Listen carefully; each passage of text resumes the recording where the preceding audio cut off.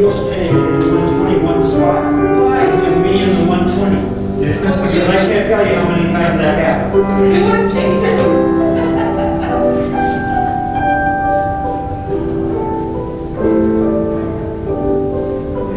Way back here somewhere.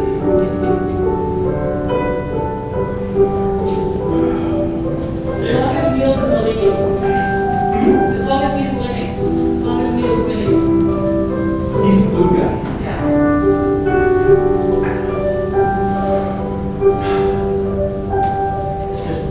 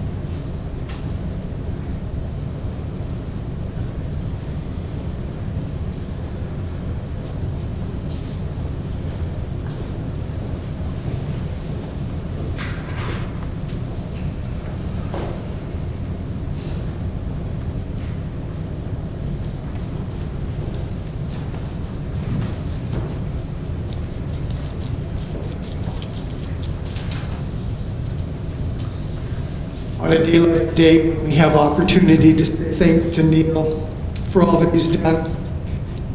When we have chance to ponder the significance of this man's life, and maybe even sing happy birthday to him. It's his birthday today.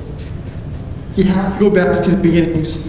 God, you're going to be representing family, but I'm going to be reading from Merle. And, you have to go back to the beginnings. Neil would fit, right here as a baby, right? I held him like this. I was able to go back in time. And along the way, his life is incrementally just nudged towards goodness. And then he finds his path. It's an African proverb that says, point the child in the way he or she should go and then watch them run. So there would have been a time where Neil just kind of found his groove. And in talking with Janet and the boys you guys mentioned, words like loyal and integral, or integrity was used as the word, mentor, good at what he did, pleasant to be around. And just here, a simple kind of memorial trophy for fantasy football and dedicated to Dad. Just little things like this, when you come into a service, that's what you look for, these little touches of greatness that you're able to see. And so we come today, and everything that we do and say as fingerprints of both Neil and Janet, and Doug Volt's playing is a connection to you guys. Doug, thank you for prelude and postlude, as well as what will be played during the DVD. So everything here is family or work-related. Deanna's sitting second row, work-related. And honest to goodness, we would fill this chapel, I don't know, 3 or 4 times if it wasn't because of the pandemic. And yet say hello to also those viewing live stream with us, the back east family, etc., who are able to join us just due to the fact that we have the technology that allows it. What we'll see in a few short moments on the big screen, as the screen comes down, photos that correspond to greatness. We are so lucky that in this day and age we can keep these images. That, Janet, you have probably oodles of photo albums that speak of travel and what you guys have experienced. That we've been able to capture these things on film. So we are lucky in terms of technology, lucky in terms of what we can keep. But you are most fortunate in being part of the tremendous journey of this great man. And if you allow me, just open a simple word of prayer. I'm going to ask God to bless us. And then we'll get into bringing fitting praise to this man who did such wonderful things. If you bow your hearts and heads, let's pray. Father, thank you for the day you've granted to us, for the opportunity which is ours to gather. Thank you that your goodness, God, was upon Neil's life. He was able to exude goodness and humility, generosity and kindness. He was able to be a wonderful husband, son, father. And in all things, we ask you today just to be with us.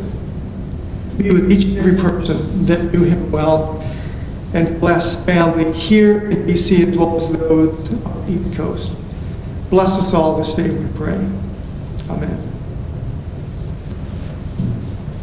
And everything that happens this day forward, we're going to do 3 things, I think, with Neil Nason's memory. Number 1, whenever you get together, just like I did at the house, you warmly welcome me in, and then what you did is you just remembered stories. We kind of went through the life, and then all of a sudden, as we were almost wrapping up, then all these things started coming out.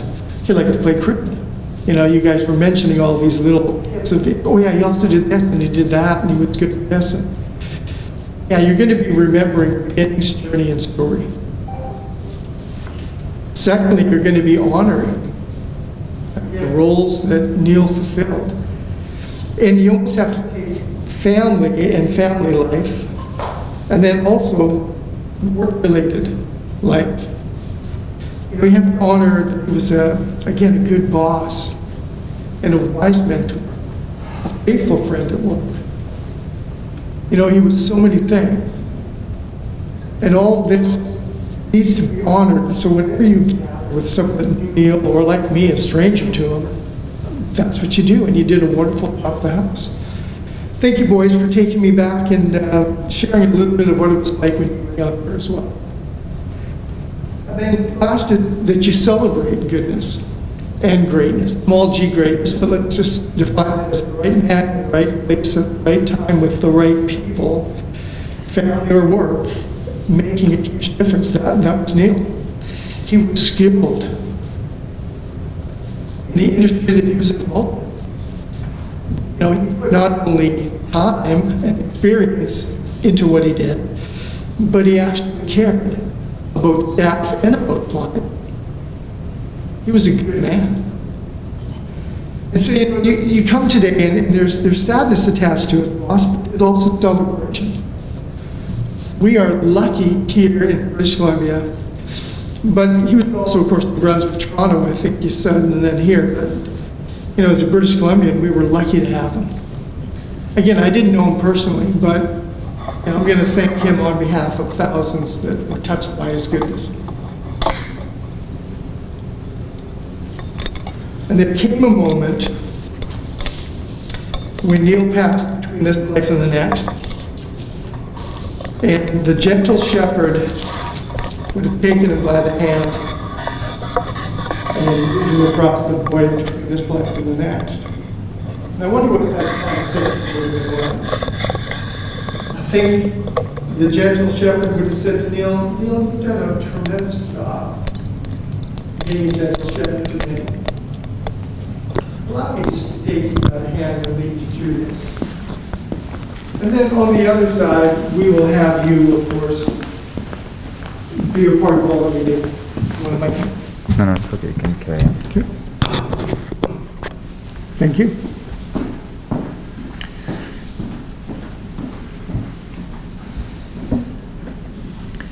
Now, the words to the 23rd Psalm were written by about a 14-year-old boy, most theologians believe. He doesn't have an iPad, he doesn't have a pen or paper. He writes words to music so that they can be remembered.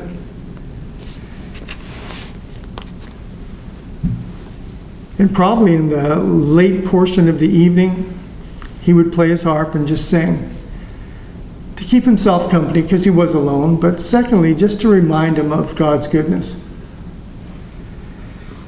And the words to the 23rd Psalm are, "The Lord is my shepherd, I shall not be in want. He makes me lie down in green pastures and leads me beside quiet waters. He restores my soul and guides me in paths of righteousness for his name's sake. And even though I walk through the valley of the shadow of death, I'll fear no evil, for you are with me, your rod, your staff, they comfort me.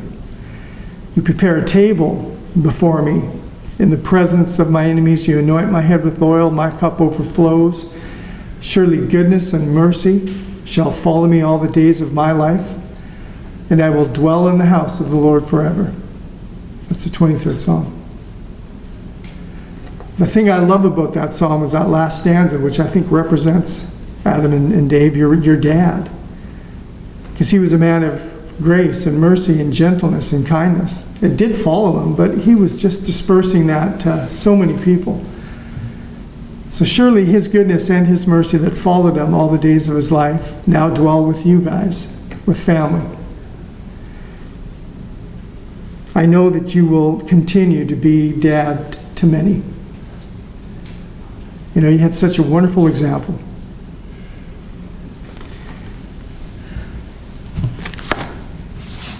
Since the beginning of time, we have always come to represent.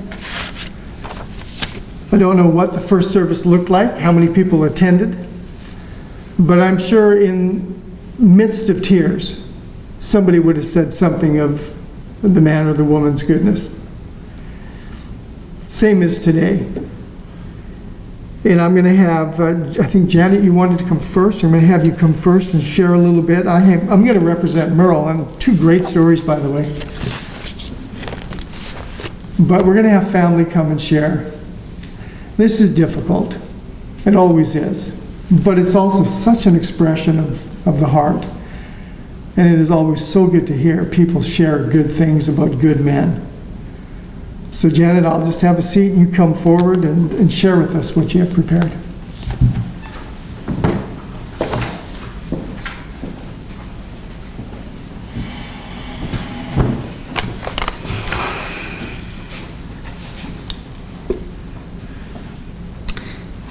Thank you, Reverend Layton. My friend Doug Volz that plays the piano for us today. All our friends and our family who have joined us today. I really struggled in attempting to compose a suitable presentation to honor Neil's memory and to celebrate his life. Where do I start and how do I finish? It was easier to just imagine that I could tell Neil how I feel, and that is what I've done. And I want to share that with you. Neil, my partner, my best friend, my love. We shared so many things. Our joys and our concerns. You were strength and the voice of reason. You were a gentle teacher and guide. Some of your best lessons were unspoken. I learned from watching you and listening to you as you handled life's challenges. Your greatest and most difficult hurdles you managed with grace and calm, and you always used humor when you could to diffuse an awkward moment or to lessen the fear of a scary time. Your integrity and honesty never wavered. Many years ago, when Adam and Dave were younger, you told us at dinner one evening of your adventures that day. While out at noon on a busy Vancouver street, you found a manila envelope. You took it back to the office and discovered that it contained more than $17,000 in cash. You were able to discover the rightful owner, and you returned it within hours of it having been lost. Your actions were not surprising, but I felt enormous pride in you anyway. You loved having a project to work on. It didn't matter if it was a lengthy project at work that required your vast experience and technical knowledge, or whether it was designing and building a shed in our backyard with your #1 helper, Dave. You thoroughly prepared and didn't quit until it was done, to your satisfaction. You amassed a lot of tools. Your workshop seemed well stocked. Some wrenches and socket sets, for example, appear to have multiplied over the years. You could fix a car or build a wooden bench. You baked delicious chocolate chip cookies and mastered barbecuing to our great delight. To me, you were perfection. You were gentle and kind to everyone, firm when it was required, but never unkind. You were calm when I wasn't, but your way worked best. I learned from you and still try to use those lessons. You helped neighbors and friends if they needed your expertise, or maybe just the use of a tool. You coached kids in baseball and soccer for years. Some parents even requested that you coach their sons, and not just because of your sports knowledge, but because you were an excellent role model. You were on time, prepared, focused, and always encouraging. When the team experienced a loss or disappointment, you reacted in the same way you would have if they had achieved success. Great game. Good try. Well done. You volunteered to chaperone and accompany both Adam's and Dave's school bike trips to the Kettle Valley. You trained for weeks and then cycled 180 kilometers over 3 days with a couple of dozen teenagers. A real achievement. And you did it twice. I can't remember a time when you showed anger. Instead, you were disappointed. You will remember a time when Adam was a little boy and he misbehaved, and Adam said to me, Don't tell Dad, he'll be so disappointed. And of course I told you. I shared everything with you. There were no secrets. You listened patiently to my ideas and plans, or just a story about my day. You smiled and you were often amused by my anecdotes, and you teased me, and I loved it. We shared so many happy memories, and you could relive them again and again with the same pleasure and renewed laughter. Long ago stories and jokes were regularly recycled and enjoyed. Some things just never got old. Like you, they were classic. When your health issues resulted in limitations to your mobility, you were so genuinely brave. I know that you were given terrible diagnoses, and we were both scared. But you put one foot in front of the other, pun intended, and you carried on. You did what was best, and you made the best of it. And you had the love and support from so many wonderful people, family, friends, and health professionals, some of whom became friends to both of us. You also encouraged me to have adventures when you couldn't be a participant, and I did. You were so supportive always.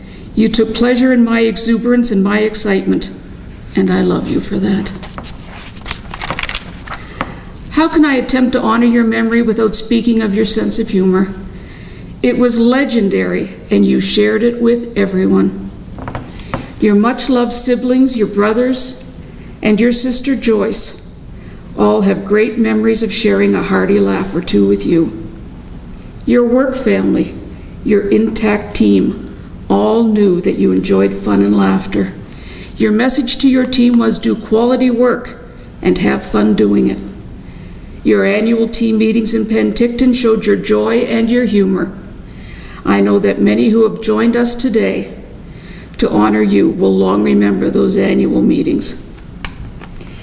You touched the lives of so many people throughout your too short life. Students that you taught as far back as 1978 at the IAO school in Scarborough still remember you with pleasure. Old high school friends have reached out to me to share their sadness when they learned of your death. I hope you know how many of us loved you. I know that this celebration today is about you, your impact on us, and your legacy, but not surprisingly, I have to talk about me and our life together. You make me feel whole, very loved, and always secure. The life I dreamed of for myself, you made possible. The happiness that I enjoyed originated with you. I will always treasure those summer evenings when we watched the Blue Jays on TV and held hands as we sat together on the couch. Or those wonderful bear hugs when you told me how I fit so well in your arms. Or those smiles of encouragement when you naturally sensed that I needed them. There are no words to tell you how completely and overwhelmingly sad I feel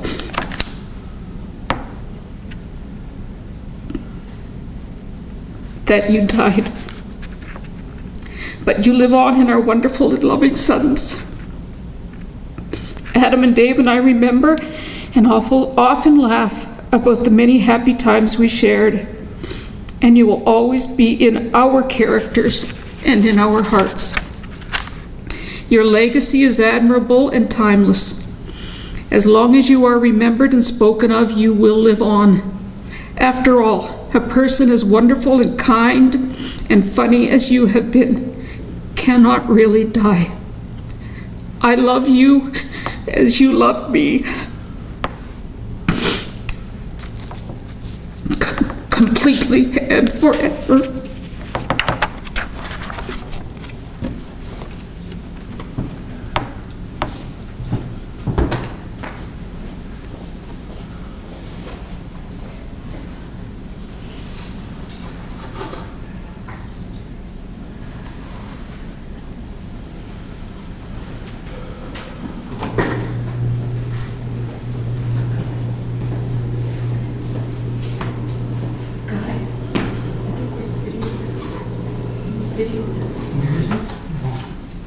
We're done.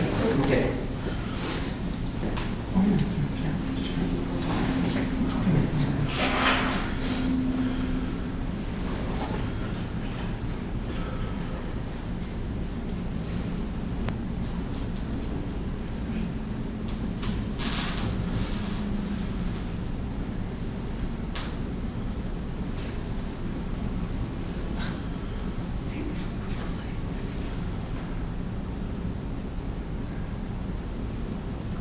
So, Neil, what happened? You were the youngest of us five, and perhaps the best of us. So why did you have to go first? Well, you will never be truly wrong, as we have all been inspired by you, learned from you, and laughed. This is one aspect of your legacy that we utilize. I, of course, grew up with you, but as adults, we lived far apart for most of our lives. So I didn't get to appreciate him as much then as I did way back when. But on a few occasions when we did get together, it was time, and it was just seemed like we had laughed for days. When Neil died, we shared some childhood pictures of him, and there were several of Robin and Neil. When Janet saw these pictures, she commented that Robin was always on the left. Some might speculate that Robin was always on the left because Neil was always right. Well, there can be no doubt that Neil was right about a lot of things, and he did a lot of things right. Certainly, his workplaces recognized this about him and rewarded his leadership abilities with significant management responsibilities because he was very successful at bringing out the best in the people around him. I think this may be my favorite thing about him. When I was around him, it was always an enjoyable event. So, Neil, it is a sad thing for me that you have died, but when I remember the connection that we had in life, it will be with a smile on my face. I know you would have wanted it that way.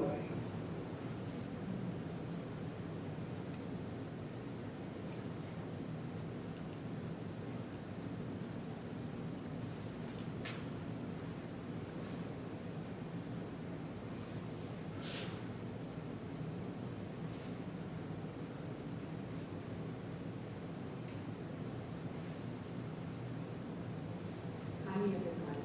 Special hi and love to Janet, Ed, and Dave.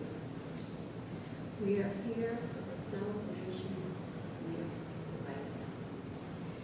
Gathering photos and memories of our meal brought on sadness and how very much we miss him. But as time progressed, we finished in laughter for reliving the fun times that we so enjoyed together, just the way Neil would have wanted it. There are many, many memories of giggles and belly laughs brought on by Neil and his zest for finding humor in it all. Neil would always arrange to make a side trip to London whenever he was in Toronto, a business trip. This meant so much to us to have him here. He and Clayton had a special brotherly bond, and with each visit, they would have a celebratory story out on our patio, sitting, talking about anything. Many times Neil would say, "It doesn't get any better than this," which really warmed my heart. We were so fortunate to have Neil and Janet as our travel buddies. On cruises, Neil was the life of the party, especially at the evening formal dinners. Our table of 8 was consistently the most fun with the loudest laughs, and all due to Neil. Eventually, many folks from other tables invited themselves to eat with us. The more the merrier, and no boring dinners.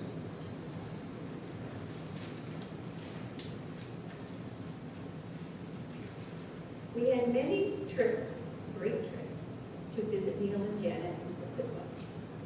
Neil was an excellent tour guide, driving us to all touristy spots, giving us the lowdown of each place's importance. But the most enjoyment was being in the car, driving between destinations. Neil would get us playing crazy fun games. We could hardly see through our tears of laughter until the next stop. From that trip, and many more together, Neil's motto was, "Do you want to drive and eat, laugh, drive and eat, laugh?"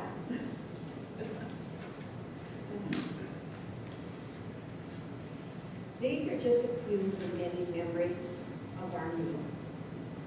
Neil was a full father. He left us with his joy for life, his never-ending humor, his exuberance in all that he did, his love for family and friends, his patience and kindness to all, his endurance and positivity when life got rough, his generosity, and so much more. That was Neil. Most of all, Neil was the best baby girl that I could ever have wanted. I am truly blessed to have had him in my life and in our family's life, forever in our hearts.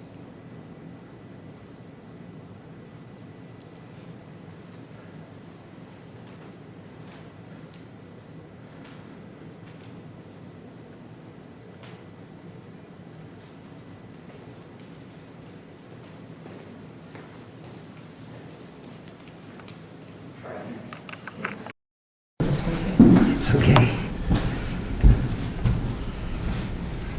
Brought my own teleprompter, sort of. Just gotta set it up here for a second. Hello everyone, in here and out there. I just want to talk about our favorite subject today, of course, Neil. And to say that Neil Nason changed the world. More about that in a minute, but first a childhood memory. When I was 13, 14 years old, my little brothers Neil and Rob, you just saw here, would gang up on me in wrestling matches in our backyard. These are 5 or 6 or 7-year-old munchkins taking on the giant. What courage. But the wrestling matches invariably and quickly devolved into tickling matches, full of giggles, laughter, and what fun. Even back then, Neil had us rolling on the ground laughing. Courage and laughter, portents of things to come. Well, back to how Neil changed the world. We all grew up, of course, and went our separate ways, fell in love, married, raised families. Neil and Janet and their kids Adam and Dave eventually settled in BC, while Anu and I and our boys Peter and Jeff put down roots in Toronto. And all of our kids grew up too. And that's when Neil went into his world-changing act. In a blatant and literal act of nepotism, he offered Jeff, his university student nephew, a summer job in Vancouver. In doing so, he drastically changed Jeff's life and his, that is Neil's colleague, Julie Buchanan's life too. Otherwise, never in a million years would Julie and Jeff have met, fallen in love, and after Jeff graduated, married and set about raising some wonderful kids, Nick and Eva in Port Coquitlam. Meanwhile, our other son Peter met Allison, fell in love, settled in Toronto, and set about raising their own wonderful kids, Elliot and Cora. Oh, and Ranger, their Springer Spaniel.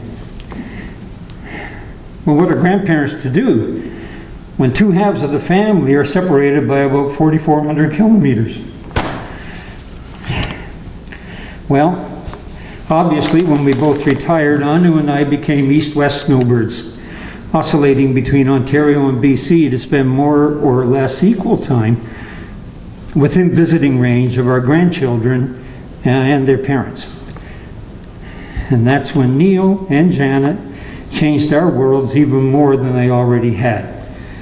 Living only 15 minutes apart, we got to know them and their boys far better than we would have had Neil not changed our world.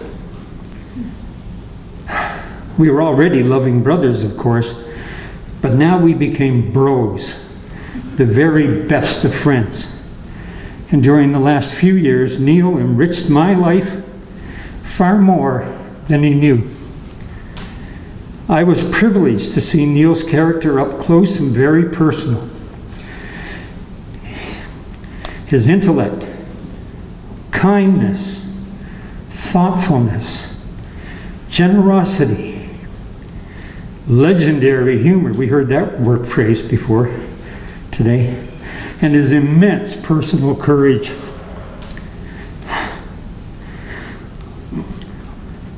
All these things he had in abundance from the get-go, but never were they more on display than during those last few years. So in short, Anu and I have front row seats to be with the man who changed the world, our world anyway, and I'm pretty sure he changed the worlds, to one extent or another, of everyone who knew him.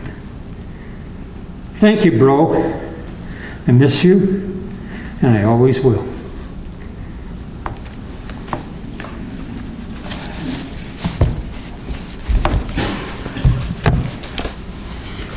Need one of these.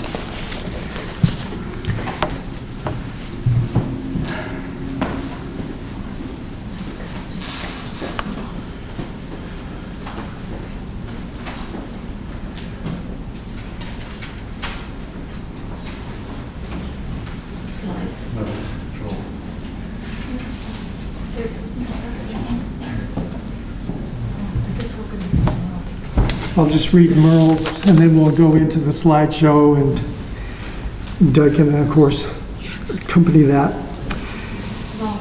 I'm always looking so much for just information. Guy, thank you for sharing kind of wrestling back in the day in the backyard, you know.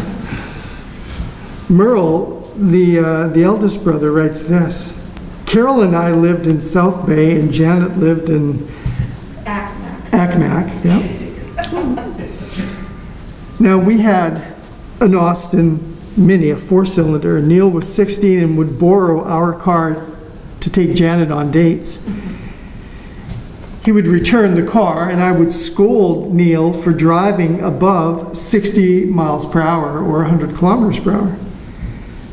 This would baffle Neil, but I knew this, because on my car, the windshield wipers would lift slightly at 60 miles an hour. And I never told Neil how I knew he was speeding. That's a great story. And then the second story is, Mom was in the hospital. It was Easter time, and Neil, Adam, David came to visit. Mom was adamant that we would all have turkey dinner. Neil was pretty sure that KFC was preferred. It was the next day when Neil visited Mom, and when I got there, she asked me how supper was. I told her we had the bird with all the trimmings. Neil started to turn red and nearly choked, and then he had to go get coffee so he wouldn't have to lie to Mom about the KFC. Oh, those are two great stories. Thank you, Merle. And again, you know, Guy, you talked about him changing the world. I think sometimes we miss how important an individual is in the lives of others. How a single act, Neil bringing his nephew to Vancouver, lines up with some beautiful moment in which love is developed and then a family is created. So to Neil, well done on changing the world. Not in a way that the whole of humanity applauds, but that family knows its worth. What a brilliant way to say thanks to your brother. There is more that we need to do, and I will have a seat and allow other things and other tributes to take place.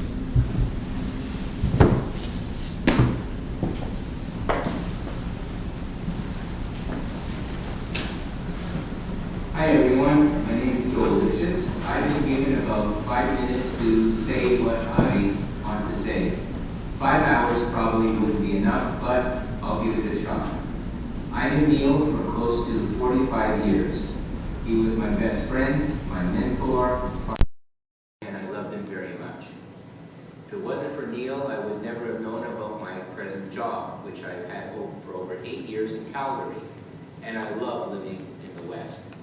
I used to thank Neil all the time for my new job, but he would always say, "You got the job yourself, I just opened the door."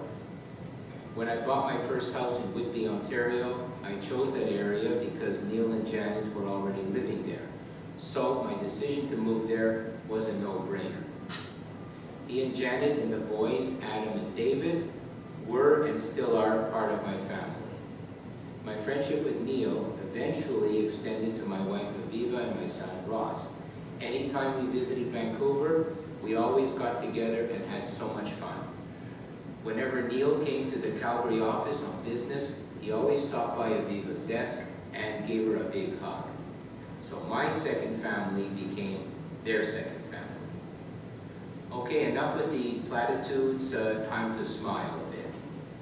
Neil and I go back to 1978 when we started working together in Scarborough, Ontario. We worked together for over 10 years and we traveled across Canada together and had so many adventures and good times, and sometimes not so good times. I remember Neil driving me to hospitals in Ottawa, Vancouver, and St. John's, Newfoundland. Nothing serious each time, but we figured might as well not take any chances. The time in Ottawa, I remember telling Neil, or maybe I was screaming, "It's 2 in the morning, it's okay to go through the red lights." And he did. Also remember back then there were no GPSs. So at one point, Neil ran into an all-night postal sorting station to get directions. Thank God he did, as we were heading in the wrong direction. When we were in St. John, New Brunswick on business, Neil and I went to his parents' house in St. Martin's, right on the Bay of Fundy. It was night and so foggy you couldn't see your hand in front of your face. But being a true maritimer, the thick fog didn't faze him. I'm not saying he was speeding on the way down, but he was going too fast for my liking. As many of you know, I love to talk. But that trip, I just squeezed the armrest as hard as I could and didn't say one word until we got there. Despite that, I really had a good time. Back in the early 80s, I bought my first manual transmission car, a Volkswagen GTI. I had never driven a manual car before, so Neil had to drive it off the lot, and he gave me a short 15-minute lesson on what to do and what not to do. He had me drive him home, and once we arrived, he said, "Good luck, and I hope to see you tomorrow." I survived. I remember for so many Christmases years ago, going with Neil and his family, and Guy, one of his brothers, and his family, to chop down Christmas trees. So, what was a nice Jewish boy doing chopping down Christmas trees? What I was doing was spending quality time with my second family. I also remember all of us going for hot chocolate and cookies afterwards to help us warm up. So much fun. Back in Whitby, we would get together on New Year's Eve and have Chinese food. It quickly became a tradition, even when Neil and his family moved way out west of Vancouver. And to this day, my family has Chinese food every New Year's Eve, and so does Janet and the boys. Just one more story. As I said before, Neil and I taught loss prevention courses for many years, mainly to the insurance industry. One day I was about to do an experiment in front of the class. I had a container I needed to use for the experiment, and when I opened it up, there was a note Neil had placed inside. It said, "Smile, your zipper is down." Now remember, I was in front of about 25 people and I couldn't do anything about it then. I would have been way too embarrassed to check my zipper. So I completed my lecture and experiment in record time. Once I left the classroom, I checked my zipper, and of course, Neil being Neil, my zipper was fine. He had a good laugh. I, on the other hand, didn't feel like laughing back then, but I can laugh about it now. Anyway, time to wrap it up.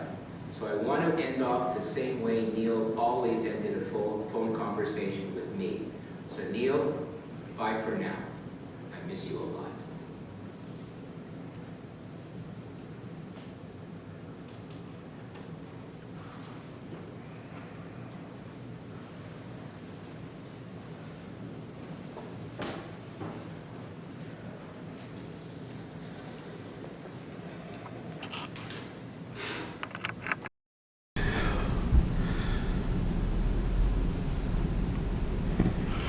When I sat down to write this out, I didn't know where to start.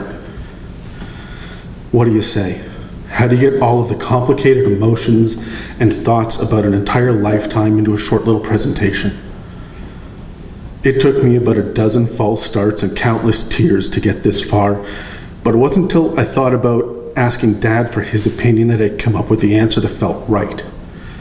So I'm going to do what Dad always did and simply just tell the truth. The truth is that I miss him.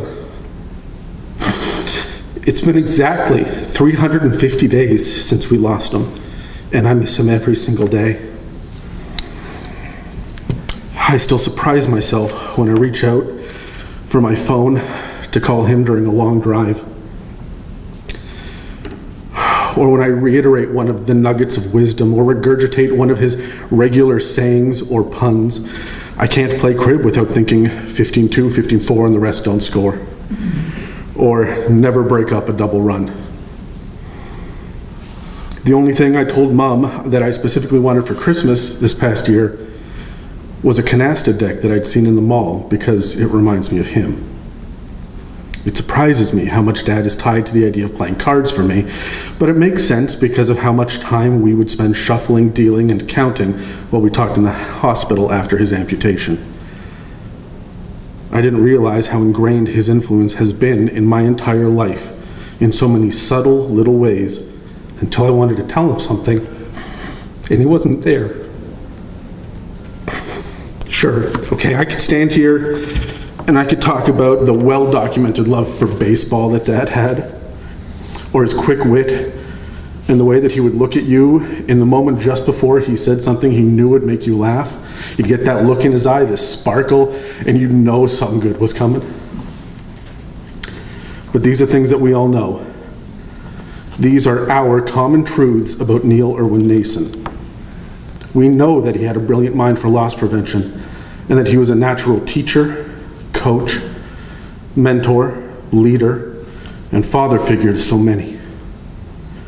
But here are some things you might not know about Dad. Dad's favorite candy was licorice, but he could never eat a pack of Twizzlers without offering it to everyone else who was with him at the time, usually more than once. I can't even see a pack of licorice all sorts without thinking about Dad. He loved movies. If you were going to go to the theater, he always had to get a drink, popcorn, and a pack of licorice. Most of the movies we would go see in theaters would be the big blockbuster action movies, and Dad was fond of saying that it's not a real movie unless a helicopter explodes. But Dad didn't just like action movies. The last movie that I saw in theaters with him was Rocket Man, which is the Elton John musical. When we got back in the car afterward, he raved about what a great movie it was, and we listened to Elton John's greatest hits for the entire ride home. And of course, we both sang along, so it took a detour or two. That's how we did it. If there was a good selection of music on the radio, we would do a lap of the mountain and drive up to the top of Coquitlam before going home so we could get in a couple more songs. Dad taught both Dave and I how to drive. Not just how to operate a car, but how to anticipate traffic, back up a trailer, watch for those hidden hazards, and push the limits sometimes. Don't tell Mom. He did a lot of road trips with us, and he always drove if the family was going anywhere together. But the times in the car that I remember best were the times he needed to impart some fatherly wisdom. Whether I had screwed up at school, or he needed to tell me something important, or he just knew that I had something heavy on my mind, he would take me for a drive and we would talk. Well, mostly I would talk, and he would listen. He was so good at listening. That's one thing we all know about Dad, is when he listened, he truly listened. You knew that he was present with you. He was actively engaged and participating in the words you were saying. When you spoke, you were important in that moment with him. Even if he disagreed with you or didn't like what you had to say, even if you were talking about something that he didn't understand or had no interest in, he would listen. He would hear you out because it was important to you. So I went on hundreds of drives with Dad over the years. I know Dave did as well. And as much as we think about driving through the mountains or the prairies with him, for all those commutes downtown that he and I did, it was these private, honest talks in the car that stick out to me now. They could last hours if we weren't done talking, and sometimes there were follow-up drives and conversations if we needed it, but we never came home until it was all out in the open, we were on the same page, and he had calmed me down. We usually ended our drives by playing music, often classic rock. Dad loved everything from the Beatles to AC/DC, and I remember making many compilation CDs of classic rock for him to go to and from work over the years. You may not know this, but his favorite instrument was the piano. And I know that he would be so very pleased to know that he had a friend playing the piano for him today. He loved Elton John and Billy Joel and Harry Chapin, really anyone who could tell a story while a piano played.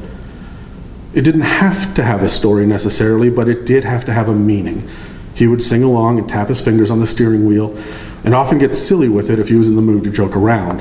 He told me more than once that his favorite song was Piano Man. But I know his tastes were far broader than that. Dad loved classical music, Christmas carols, and orchestrated movie scores.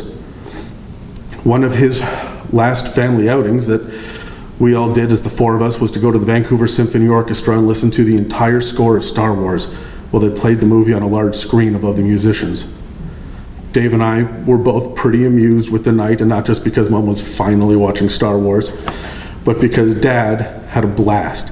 He sat there with his eyes closed for long portions of the concert, tapping his foot and drumming his fingers on his knee and just breathing in the moment. Whether it was Star Wars, Saving Private Ryan, Back to the Future, Airplane, Home Alone, Police Academy, when the movie was done, you could catch Dad humming the music to himself afterward. I mention Airplane because surely you must know that was one of Dad's favorites. But when it came to comedies, it couldn't just be slapstick for Dad. There had to be an absurd logic behind it, a double meaning, a quick pun, a misunderstanding at a fundamental level. Faulty Towers, Mr. Bean, Friends, and Modern Family even. But Dad's favorite television show was MASH. I think I watched every single episode of MASH with him at least twice, and I wouldn't be surprised if Dave or Mom had too. But for all the sports he'd watch with Dave, British murder mysteries he'd watch with Mom, and the DIY or informative reality shows that he'd watch to unwind after a long day, MASH is the show I keep coming back to. I think MASH is the perfect metaphor for the man that Dad was. He was funny, familiar, warm-hearted, thoughtful, and unafraid to handle conflict. He was reliable, unassuming, and compassionate, while unwilling to compromise his morals or integrity. He'd joke and tease and laugh and celebrate, but if there was a moment that required an introspective or serious reaction, he would be right there with you. My dad was the most genuine person I've ever known.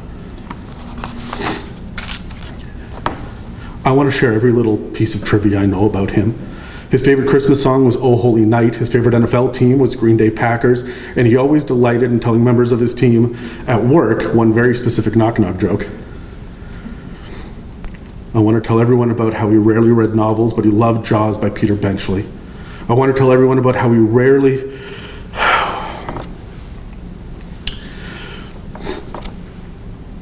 I want to tell everyone that his favorite Star Trek was The Next Generation, and he loved watching both the Summer and Winter Olympics. And he told me that you can't just have one favorite beer. There's a beer for every kind of occasion. I want to tell you about how he coached Dave and I through soccer and baseball, or how he would take time out of his busy schedule to volunteer with the Scouts or come watch our intramural sports if he could get away. I want to tell you that no matter how much he traveled for work, we never felt like he abandoned us. I want to tell you about all the words of wisdom that he gave me, like how you don't build a team based on people's skills. You build a team based on good people who can learn skills. I want to tell you about how he always did the right thing, and he always did it to the best of his abilities, and I don't just mean projects and events. He was always trying to uphold his personal vision of what it means to be a good boss, a good employee, a good coach, a good neighbor, a good son, a good brother, a good father, and a good husband. He was a good man. I guess that's what I keep circling around here. He loved music and movies and sports and card games and working hard and laughing hard, but all these details are just the window dressing on the fundamental truth that I keep hinting at. He was a good man. I have never known anyone to love his spouse as completely and as fiercely as my dad loved my mom. I remember being a teenager and getting into some stupid, stubborn fight with Mom, and Dad took me on one of those drives afterwards and gently and firmly put me in my place.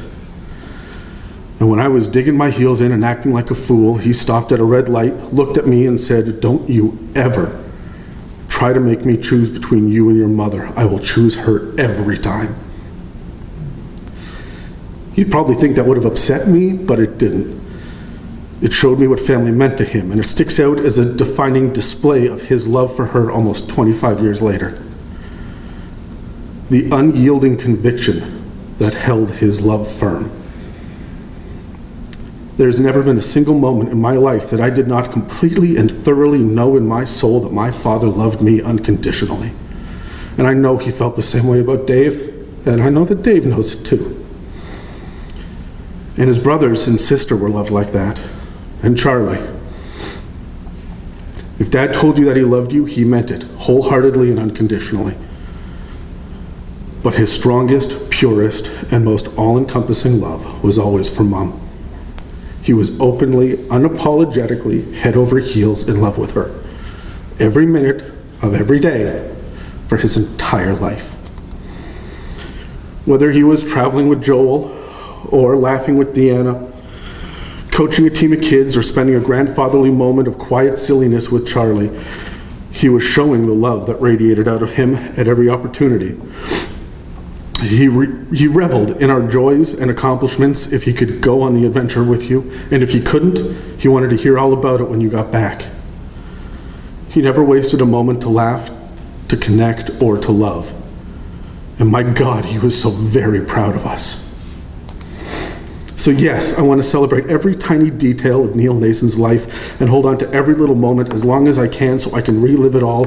And I want to tell you so that you can know him like I know him, because he was just so utterly amazing. He was generous, he was dependable, he was the best kind of friend, the best kind of father, the best kind of brother, and the best kind of husband.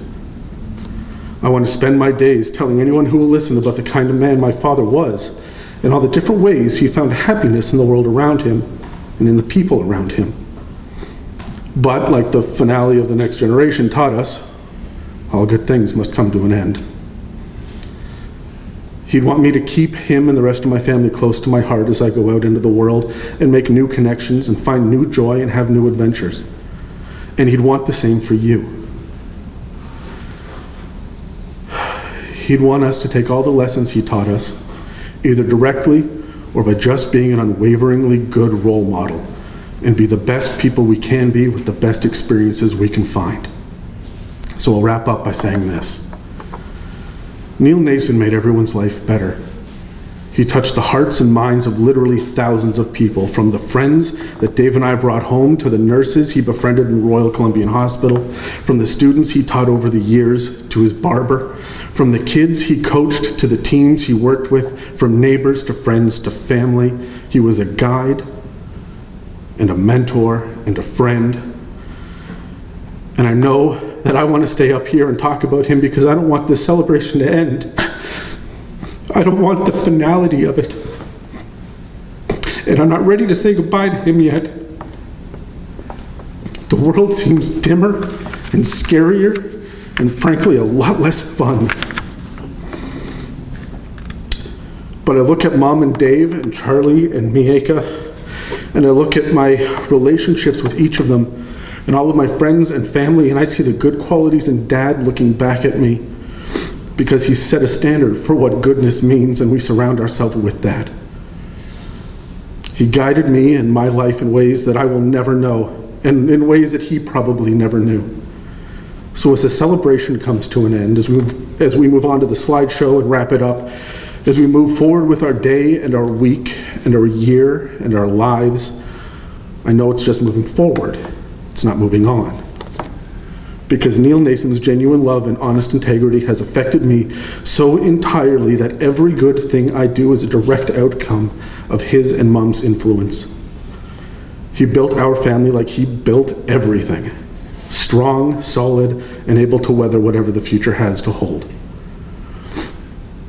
I'll always be willing to look back and talk about the person Dad was, but now it's time to move forward and take his influence into the future.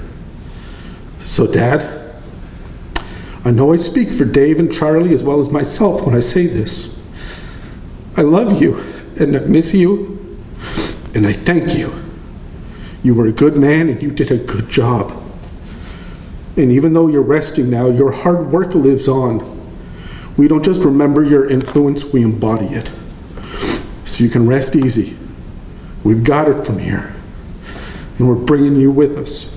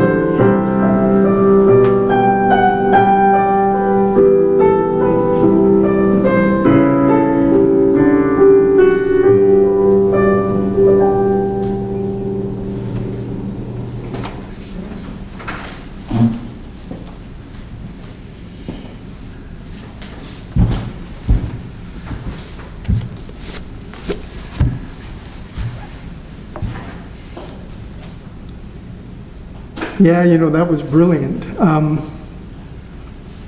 To be able to go back and see Neil and family when you guys were young, the black and white photos.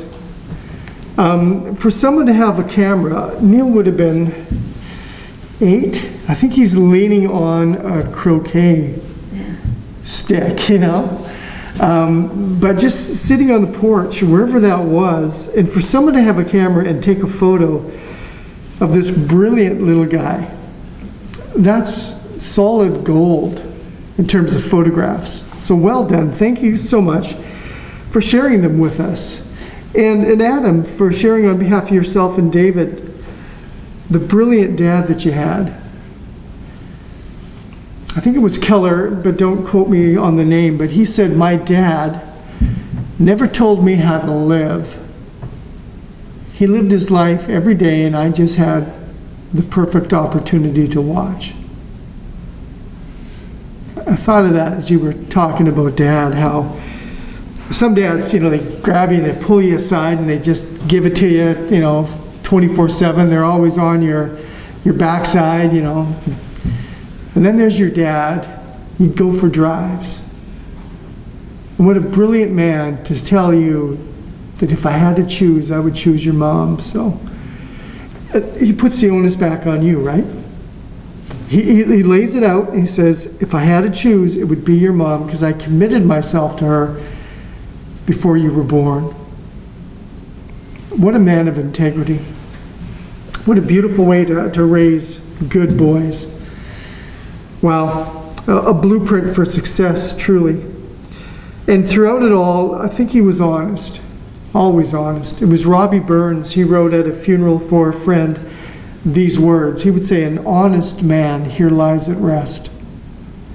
As heir, God with his image blessed. He was the friend of man, the friend of truth, the friend of those aged, but also the guide of youth. And few hearts like his with virtue warmed, few heads with knowledge so informed. If there's another world, then Nason lives in bliss. But if there is none, according to Robbie Burns, then family and friends know this man made the best of this, right? It's missing him every day, but knowing that while he was with you, every day was a treasure, a gift. And it was. For you to recall his goodness, to keep that with you, to walk with integrity towards your goals, having Dad as a template, boys, you live successfully every day. Janet, for you to have been loved with a beautiful love, that strong, it does not end in death. You'll always be loved by him. To Guy, to family, thank you again for what you shared with us. To you, the Nason name is a proud name. And may you always be able to speak eloquently of your brother and his love. Lastly is this man came into this world and learned to live well. You mentioned your dad is a good man. Yes, absolutely, unequivocally a good man. He incrementally became better every day until he was his best. And he maintained that standard. He provided, protected not only family, but also those that he worked with, and was a man of forgiveness. You know, you can't be in solid relationship with anybody without it. These words are found in Matthew 6, the Lord's Prayer, and I'm going to recite it as a close today. Knowing full well that when Jesus was discussing this template with his disciples, if he is omniscient, he would have had in his mind, oh, I know a couple of men like this. And your dad would have come to mind. Our Father who art in heaven, hallowed be thy name. Thy kingdom come, thy will be done on earth as it is in heaven. Give us this day our daily bread, and forgive us our trespasses, as we forgive those who trespass against us. And lead us not into temptation, but deliver us from evil. For thine is the kingdom, the power, and the glory forever and ever. Amen. When I pass from this life to the next, one of the people that I will certainly want to meet is your dad, your husband. I will sit and talk about what I know. I will listen to him as to what he has done more than I can comprehend. But it'll be nice just to maybe hang and have that perfect beer. Yeah. To all of you, God's blessing. May 2021 be just kind to you. Thank you. And always be safe. Always take care of Mom, make sure she's secure, and then just be successful by being good like your dad was good to all people. God's blessing to you all. Amen.